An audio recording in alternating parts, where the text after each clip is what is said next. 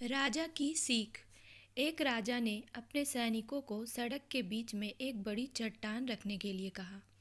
चट्टान को बीच सड़क में रखवाकर राजा ने अपने सैनिकों से छुपकर उस चट्टान पर नजर रखने के लिए कहा कि देखना उस चट्टान को रास्ते से कौन हटाता है। लोग उस जगह पर आते रहे और जाते रहे, लेकिन किसी ने भी उस चट्टान को रास्ते से हटाने की कोशिश नहीं की। उस चट्टान के पास से लोगों के गुजरने वालों में राजा के कुछ करीबी लोग और शहर के बड़े व्यापारी भी शामिल थे, और उनमें से कुछ लोग तो राजा को ही कोसने लगते कि क्या राजा इस चट्टान को भी रास्ते से नहीं हटवा सकता।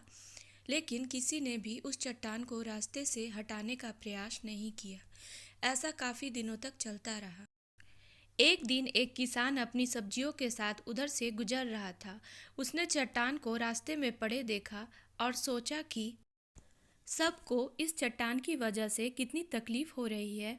उसने अपनी मजबूत लाठी से उस चट्टान को एक तरफ धकेलने की कोशिश शुरू कर दी। काफ़ी कोशिश के बाद वह उसे सड़क से हटाने में कामयाब हो गया।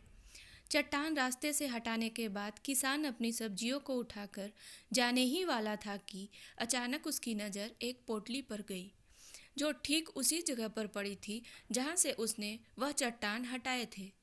उसने उस पोटली को खोल कर देखा तो उसमें सोने के कई सिक्के थे, और उन सिक्कों के साथ राजा का एक संदेश भी था, जिसमें लिखा था कि ये सोने के सिक्के उनके लिए हैं जो इस चट्टान को रास्ते से हटाएगा।